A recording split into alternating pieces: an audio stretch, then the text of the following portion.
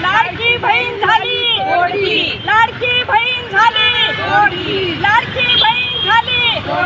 राज्यभरात 60 लाख महिला भगिनींना लाडक्या बहिणीच्या योजनेपासून वंचित ठेवणाऱ्या या सरकारचा, लाडक्या बहिणीच्या योजनेतून 60 लाख महिला भगिनींना राज्यातून वंचित ठेवणाऱ्या या सरकारचा, लाडक्या भगिनींना 60 लाख भगिनींना राज्यातल्या या योजनेतून वंचित ठेवणाऱ्या या सरकारचा, या सरकारचा लाडक्या बहिणीच्या योजनेपासून वंचित ठेवणाऱ्या 60 लाख महिला भगिनींना वंचित ठेवणाऱ्या या सरकारचा, 60 लाख महिला भगिनींना लाडक्या बहिणीच्या योजनेतून वंचित ठेवणाऱ्या सरकारचा। काय मागणी आहे मॅडम? आज आम्ही राष्ट्रवादी महिला काँग्रेस शरदचंद्रजी पवार साहेबांच्या पक्षातर्फे विधानसभेपूर्वी 4 महिने अगोदर लाडकी बहीण योजना या तत्कालीन सरकारने जाहीर केली आणि जवळजवळ 2 कोटी महाराष्ट्रातल्या महिला भगिनींना अटी, निकष, नियम महिला आणि बालकल्याण खात्यातर्फे लावून सुद्धा सरसकट केवळ लाडक्या सत्तेच्या खुर्चीच्या मोहापायी सगळ्यांना सरसकट अनुदान योजनेचं देण्यात आलं।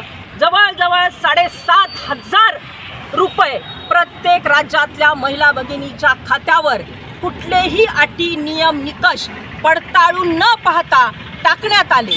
जसं या सरकारचं लाडकी खुर्ची मिळाली तसं विधानसभेपूर्वी राज्यभरामध्ये राख्या बांधून करोडो रुपयाचा सरकारच्या तिजोरीचा जो सर्वसामान्य लोकांच्या GST मधून येतो, लाखो करोडो रुपयाचा चुराडा करून लाडक्या बहिणीचे इव्हेंट साजरे करून आमच्या महाराष्ट्रातल्या भोळ्या भाबड्या भावनिक महिला भगिनींना राख्या बांधून घेण्याचं काम या सत्तेत असणाऱ्या, मलिदा चाटणाऱ्या, लाडक्या खुर्चीसाठी काहीही करणाऱ्या या सत्ताधाऱ्यांनी केलं। जसं यांना लाडकी खुर्ची मिळाली तसं एकच महिन्यात राज्यभरातून जवळजवळ 60 लाख महिलांना या योजनेतून वंचित ठेवण्यात आलं। कारण सांगितलं निकष, नियम, अटी, आणि आता सांगितलं की जे या निकष, नियम, अटी बसत नाहीत त्यांनी पैसे सरकारला परत करावे।